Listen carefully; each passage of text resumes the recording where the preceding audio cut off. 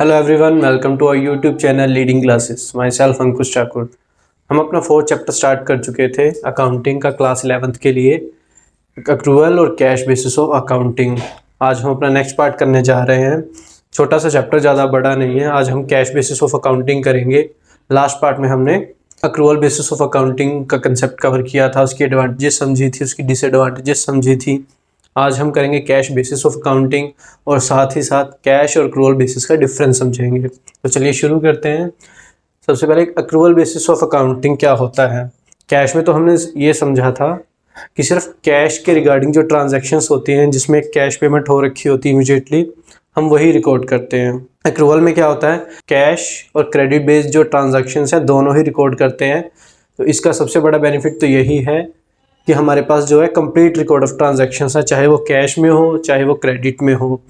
In short कि अगर कोई ट्रांजैक्शंस हुई है, उसका जो इवेंट अगर पास्ट में हो या प्रेजेंट में हो या फ्यूचर में हो, सारे उसके जो इवेंट्स या आउटकम हैं हम रिकॉर्ड करते हैं। एग्जांपल के लिए, अगर मैंने रॉ मटेरियल परचेज़ किया किसी सप्लायर से 1,00,000 रुपए का, तो क्रेडिट पे परचेज़ किया मैंने, उसकी एक तो ट्रांजैक्शंस हो गई, क्रेडिट वाली मेरे पास स्टॉक आया और मैं पार्टी का अकाउंट डेबिट कर दूंगा क्योंकि मैंने उसको पैसे देने अभी। दूसरी उसकी जो ट्रांजैक्शंस होगी, जब मैं पेमेंट करूंगा तब एक ट्रांजैक्शंस और रिकॉर्ड की जाएगी। जब मैं पेमेंट करूंगा तो कैश जाएगा मेरे पास, तो जो मेरे क्रेडिटर्स हैं, सप्लायर जिसको मैंने पैसा देना था, वो कम हो जाएगा। तो इसमें दो बार जो है क्या इफेक्ट होगा। पहली बार में तो क्या इफेक्ट पड़ेगा, जब क्रेडिट में मैंने खरीदा सामान, मेरे पास स्टॉक आया और मेरे ऊपर लाइबिलिटी आ गई, मेरे ऊपर कर्जा आ गया, क्रेडिटर्स आ गए 1,00,000 के कि मैंने 1,00,000 पेमेंट करनी है। और जब मैंने 2 महीने बाद उसकी पेमेंट कर दी 1,00,000 की, तो मेरी लाइबिलिटी जो है कम होगी, क्रेडिटर्स जो है ख़त्म हो गए और मेरे पास से जो कैश था, मेरा करंट एसेट्स था, वो चला गया। तो ये जो इफेक्ट्स होते हैं, जो क्रेडिट ट्रांजैक्शंस के या कैश ट्रांजैक्शन के, प्रेजेंट या फ्यूचर के जो भी या पास्ट के जो भी आपके इवेंट्स होंगे ट्रांजैक्शन के, वो सारे रिकॉर्ड किए जाते हैं। इससे क्या सबसे बड़ी हेल्प मिलती है कि हम जो है ट्रांजैक्शंस का कंप्लीट रिकॉर्ड रख पाते हैं अक्रूवल बेसिस में। तो ये बिज़नेस के लिए ज़्यादा हेल्पफुल रहता है। उसके बाद जो अक्रूवल बेसिस ऑफ अकाउंटिंग हम एडवांटेजेस समझते हैं। एडवांटेजेस होती क्या है कि more significant then cash accounting. Cash accounting से ज़्यादा सिग्निफिकेंट होता है क्योंकि इसमें सारी ट्रांजैक्शंस रिकॉर्ड की जाती हैं, कैश हो या क्रेडिट बेस्ड ट्रांजैक्शंस हो। उसके बाद प्रेफर्ड बाय अकाउंटेंट्स। अकाउंटेंट जो हैं accrual basis of accounting prefer करते हैं क्योंकि सारे एस्पेक्ट्स उसमें जो हैं अकाउंटिंग के रिकॉर्ड किए जाते हैं। साथ ही साथ उसमें पूरी उनको डिटेल मिल जाती है, उनको जो है फाइनल अकाउंट्स बनाने में हेल्प मिल जाती है। जो प्रॉपर एक एक्यूरेट जो प्रॉफिट एंड लॉस जो होगा वो एसरटेन कर पाते हैं अगर अक्रूवल बेसिस ऑफ अकाउंटिंग का मेथड फॉलो करते हैं। इसलिए अकाउंटेंट जो है प्रेफर करते हैं अक्रूवल बेसिस ऑफ अकाउंटिंग को। उसके बाद क्या है, shows complete picture of financial transactions of business.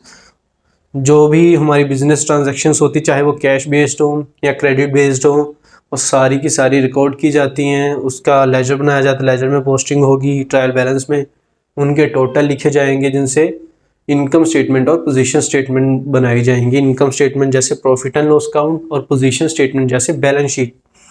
तो इससे क्या है कि जो फाइनेंशियल ट्रांजैक्शंस है सारी की सारी बिजनेस की, वो रिकॉर्ड की जाएंगे प्रॉपर एक फॉर्मेट में, चाहे कैश बेस्ड हो चाहे क्रेडिट बेस्ड हो।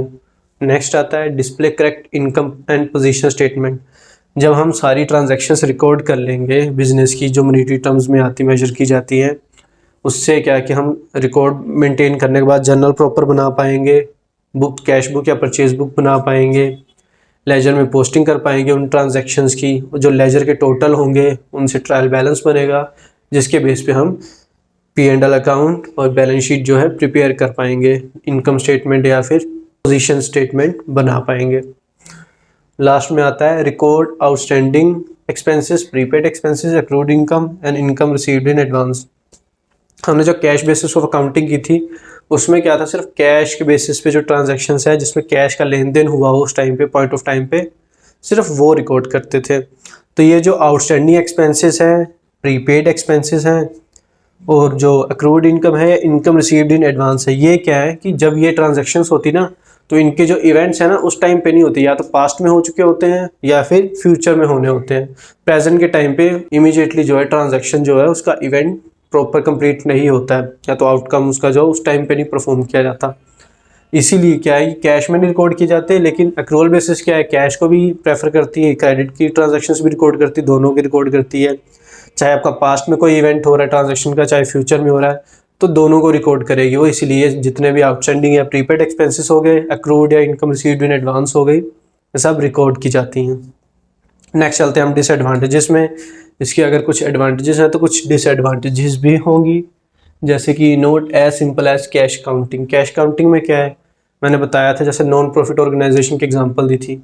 एक साइड वो पेमेंट्स नोट करते हैं सारी, कितनी पेमेंट्स गई हैं, एक साइड क्या है वो रिसीट्स नोट करते हैं, कितनी पेमेंट आई होगी, कितनी इनकम आई होगी किसी तरीके से। नॉर्मल प्रॉफिट एंड लॉस में क्या रहता है, जो बिजनेस के पॉइंट ऑफ व्यू से रहते हैं, प्रॉफिट एंड लॉस रिकॉर्ड करते हैं, एक साइड एक्सपेंसेस रिकॉर्ड करते हैं, एक साइड इनकम रिकॉर्ड करते हैं। लेकिन कैश बेसिस वाले इनकम एक्सपेंसेस नोट करेंगे वही जहाँ कैश पेमेंट हुई हो, कैश का लेन देन हुआ हो, कैश रिसीव हुआ हो, बाकी सब छोड़ देंगे। तो कितना सिंपल रहेगा कि जहाँ कैश पेमेंट हुई बस वो रिकॉर्ड किया, बाकी सब छोड़ दिया। जहाँ एक्रूअल बेसिस है, कैश भी रिकॉर्ड करना पड़ेगा, अगर क्रेडिट की कोई ट्रांजैक्शन की है वो रिकॉर्ड करो, उसके बाद अगर क्रेडिटर्स की कोई पेमेंट की होगी वो रिकॉर्ड करो, अगर क्रेडिटर्स पे कोई सामान दिया होगा वो रिकॉर्ड करो, जब डेटर्स से पेमेंट आई होगी उसको रिकॉर्ड करो, कुछ बैड डेट्स होंगे उसको रिकॉर्ड करो, बैड डेट से रिकवर होंगे उसको रिकॉर्ड करो। तो ये सारी जो ट्रांजैक्शंस रिकॉर्ड करनी, न्यूमेरस ट्रांजैक्शंस हो जाती हैं, अलग अलग अकाउंट्स बनाने पड़ते लेजर्स में। तो ये क्या है, कैश काउंटिंग के जितना सिंपल नहीं है। टू इलेबोरेट मतलब इसमें बहुत सारी ट्रांजैक्शंस होती हैं, सबको हो सकता है स्पेशल जर्नल बुक प्रिपेयर करनी है, जैसे परचेजेस के लिए, सेल्स के लिए। इससे क्या बहुत ज़्यादा वास्ट ट्रांजैक्शंस हो जाती हैं उसके लिए। उसके बाद लेजर में बहुत सारे अकाउंट्स बन जाते हैं, ट्रायल बैलेंस में ज़्यादा से ज़्यादा बैलेंसेस रिकॉर्ड करने पड़ेंगे आपको, उतने ज़्यादा वाउचर्स और प्रूफ वगैरह जो सोर्स डॉक्यूमेंट होगा वो मेंटेन करके रखने पड़ेंगे जब ऑडिटिंग का टाइम आएगा, वेरिफिकेशन का टाइम आएगा। तो ये क्या बहुत ज़्यादा एलेबोरेट प्रोसेस हो जाती है, बहुत ज़्यादा हेक्टिक हो जाती है compare to cash counting. Lots of adjustments, adjustment जैसे तो मैंने चार यही बताई, प्रीपेड एक्सपेंसेस, आउटस्टैंडिंग एक्सपेंसेस हो गए, क्रूड इनकम हो गई, या इनकम रिसीव्ड इन एडवांस हो गई, या कोई डिस्काउंट की एंट्री है, या फिर बैड डेट्स रिकवर्ड है। जितनी भी एडजस्टमेंट्स होंगी लेन देन के टाइम पे तो वो सारी रिकॉर्ड की जाएंगी अक्रूवल में। और जो कैश बेसिस में उसमें कोई एडजस्टमेंट रिकॉर्ड ही नहीं की जाती, बस कैश का सिर्फ लेन देन होता है, ना क्रेडिट बेस कुछ होता है। तो इसीलिए इसमें एडजस्टमेंट बहुत सारी की जाती हैं, जो कि एक डिसएडवांटेजेस बनती है एक्रूवल बेसिस ऑफ अकाउंटिंग की। तो इसी के साथ हमारा एक्रूवल बेसिस ऑफ अकाउंटिंग का टॉपिक खत्म हुआ।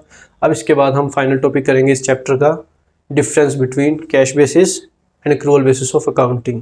नेक्स्ट हम आते हैं कैश और एक्रूवल बेसिस के डिफरेंसेस में। सबसे पहला है कि नेचर ऑफ ट्रांजैक्शंस। जो कैश बेसिस है मैंने बताया था सिर्फ कैश के रिलेटेड जो ट्रांजैक्शंस है वही रिकॉर्ड करती है। दूसरी तरफ एक्रूवल बेसिस है वो कैश की ट्रांजैक्शंस भी रिकॉर्ड करती हैं, प्लस क्रेडिट बेसिस की भी ट्रांजैक्शंस जो है रिकॉर्ड करती हैं। नेक्स्ट आता है प्रॉफिट एंड लॉस। अब कैश, जो कैश अकाउंटिंग है, कैश बेसिस ऑफ अकाउंटिंग है, सिर्फ कैश की ट्रांजैक्शंस रिकॉर्ड करेगी और क्रेडिट्स की रिकॉर्ड नहीं करेगी। तो ऑब्वियस है कि प्रॉफिट एंड लॉस जो है वो एक्यूरेट नहीं आएगा, सही निकल के नहीं आएगा। जबकि एक्रूवल बेसिस में सारी ट्रांजैक्शंस रिकॉर्ड होंगी, कैश बेसिस की भी, एक्रूवल बेसिस की भी सारी एडजस्टमेंट्स रिकॉर्ड की जाएंगी। तो उसमें क्या प्रॉफिट जो है एक्यूरेट निकल के आएगा, बिल्कुल एसरटेन कर लिया जाएगा प्रॉपर कि कितना प्रॉफिट एंड लॉस एक्चुअल में बन रहा है बिजनेस का। नेक्स्ट आता है टेक्निकल नॉलेज। कैश बेसिस में तो सिर्फ पेमेंट और रिसीट्स का ध्यान रखना है, एनजीओ में, एनपीओ में, नॉन प्रॉफिट ऑर्गेनाइजेशंस में, या फिर एक्सपेंसेस और रेवेन्यूज़ का जो कि कैश के फॉर्म में आ रहे हैं, कैश पे हुआ है, कैश रिसीव हुआ है। तो इसमें क्या टेक्निकल नॉलेज की कोई ज़रूरत है नहीं ज़्यादा, कोई भी नॉर्मली जो इंसान थोड़ा पढ़ा लिखा भी है वो मेंटेन कर सकता है इसे, इसके लिए कोई टेक्निकल नॉलेज चाहिए नहीं। जो कैश आ रहा है उसे रिकॉर्ड कर ले, एक साइड में इनफ्लो हो रहा है कैश रिसीव, जो जा रहा है उसे पेमेंट करके रिकॉर्ड कर ले बस।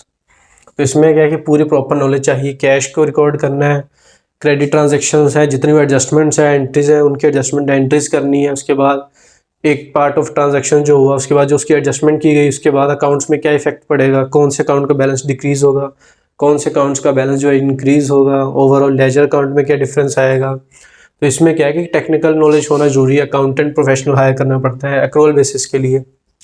लीगल पोजीशन, जो कैश बेसिस ऑफ अकाउंटिंग है, क्योंकि पूरी तरह ऑथेंटिक रिजल्ट्स नहीं शो करता है, फेयर इन्फॉर्मेशन नहीं देता है फाइनेंशियल स्टेटमेंट्स की, इसलिए कंपनीज एक्ट 2013 के द्वारा एक्सेप्टेबल नहीं है। एक्रूवल बेसिस है जो कि कंपनीज एक्ट 2013 के द्वारा एक्सेप्टेबल है, क्योंकि ये पूरी complete true and fair information जो है फाइनेंशियल स्टेटमेंट्स की प्रोवाइड करता है। नेक्स्ट आते हैं एक्सेप्टेबिलिटी। जो कैश बेसिस है मेनली क्या है कि वो जो है नॉन प्रॉफिटेबल ऑर्गेनाइजेशंस है, चैरिटेबल इंस्टीट्यूशंस हैं, वो एक्सेप्ट करते हैं क्योंकि उन्हें रिसीट्स और पेमेंट्स का ही रिकॉर्ड रखना पड़ता है। दूसरी तरफ जो है एक्रूअल बेसिस ऑफ अकाउंटिंग है, वो जो मेनली बिजनेस है, कोई भी छोटा है बड़ा बिजनेस है, एंटरप्राइज है, फर्म इंडस्ट्री है, जो कंपनीज एक्ट 2013 के अंडर बनी है या रूल्स फॉलो करती है, उसे क्या है एक्रूअल बेसिस ऑफ अकाउंटिंग जो है एक्रूअल बेसिस ऑफ अकाउंटिंग में एक्सेप्ट करना पड़ता है। रिलायबिलिटी, कैश बेसिस ऑब्वियस है, लेस रिलायबल है क्योंकि पूरी इन्फॉर्मेशन ही प्रोवाइड करेगा प्रॉफिट एंड लॉस के रिगार्डिंग, ना बैलेंस शीट के रिगार्डिंग, ना एक्सपेंसेस आइटम के बारे में प्रॉपर इन्फॉर्मेशन देगा, ना कैपिटल आइटम्स के बारे में। दूसरी तरफ एक्रूअल बेसिस ऑफ अकाउंटिंग है, वो हमेशा कंप्लीट नॉलेज प्रोवाइड करेगा, कंप्लीट इन्फॉर्मेशन देगा, फाइनेंशियल स्टेटमेंट्स हमारी कंप्लीट और एक्यूरेट बनेगी, जिससे ट्रू एंड फेयर इन्फॉर्मेशन जो है हमारे बिजनेस की पता लग पाएगी। तो ये जो रिलायबिलिटी का क्या है कि कैश में लेस रिलायबल है और एक्रूअल बेसिस ऑफ अकाउंटिंग में मोर रिलायबल है। सूटेबिलिटी में क्या आएगा कि ये नॉन प्रॉफिटेबल ऑर्गेनाइजेशंस के लिए सूटेबल रहती है कैश अकाउंटिंग, और जो एक्रूअल बेसिस ऑफ अकाउंटिंग है वो बिजनेसेस, जितने भी बिजनेस हैं, एंटरप्राइजेस, फर्म्स हैं, जो भी हैं, स्मॉल बिजनेस है, स्मॉल स्केल वाले, उन सब के लिए जो है ये एक्रूअल बेसिस ऑफ अकाउंटिंग जो सूटेबल रहती है। तो इसी के साथ हमारे डिफरेंस जो ख़त्म होते हैं cash basis of accounting, accrual basis of accounting, और हमारा 4th चैप्टर भी जो है वो ख़त्म होता है इसी के साथ। अब हम नेक्स्ट चैप्टर करेंगे 5th चैप्टर, जिसमें प्रैक्टिकल प्रॉब्लम्स भी आएंगी, अकाउंटिंग इक्वेशंस, बहुत ही इंटरेस्टिंग चैप्टर होने वाला है। तब तक आप ये 4 चैप्टर हमने अभी तक कर लिए हैं, इन्हें रिवाइज़ कीजिए अच्छे से, ज़्यादा से ज़्यादा रिवाइज़ करोगे, ज़्यादा हैंडमेड्स नोट्स हैं उनके थ्रू आप रिवाइज़ करो, और हमारी वीडियोज़ को देखते रहो, चैनल को सब्सक्राइब करते रहो। Thank you.